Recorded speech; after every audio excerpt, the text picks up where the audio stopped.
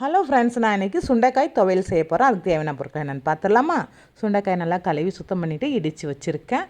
பூண்டு 2, வரமிளகாய் 1, ஜீரகம் 1/4 டீஸ்பூனு, கடலப்பருப்பு 1/4 டீஸ்பூனு, பச்சை மிளகாய், புளி, கருவேப்பிலை. இப்போ எப்படி செய்யலாம் பார்ப்போமா? ஒரு வானில் 1 ஸ்பூன் எண்ணெய் ஊற்றிட்டு ஜீரகம் கடலப்பருப்பு போட்டு செவக்க வறுத்துக்கணும்.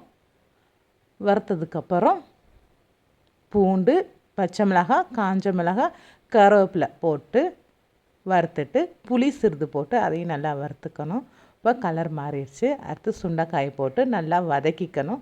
சுண்டைக்காய் வதங்கினதுக்கப்புறம் தேவையான அளவு உப்பு போட்டு சூடு ஆறுனதுக்கப்புறம் மிக்ஸி ஜாரில் தண்ணி ஊற்றி அரைச்சிக்கணும். இப்போ பாருங்கள், நான் தண்ணி ஊற்றி அரைச்சிட்டேன். அடுத்து ஒரு வானிலை 1 ஸ்பூன் நல்லெண்ணெய் ஊற்றிட்டு பூண்டு ஒரு 4 பல்ல இடித்து போட்டு அதையும் தாளித்து போட்டோம்னா நமக்கு சுவையான சுண்டைக்காய் துவையல் ரெடி ஆகிடும். சேலம் குக்கிங் டைம் சேனலை like, share, comment and subscribe பண்ணுங்கள். Thank you friends.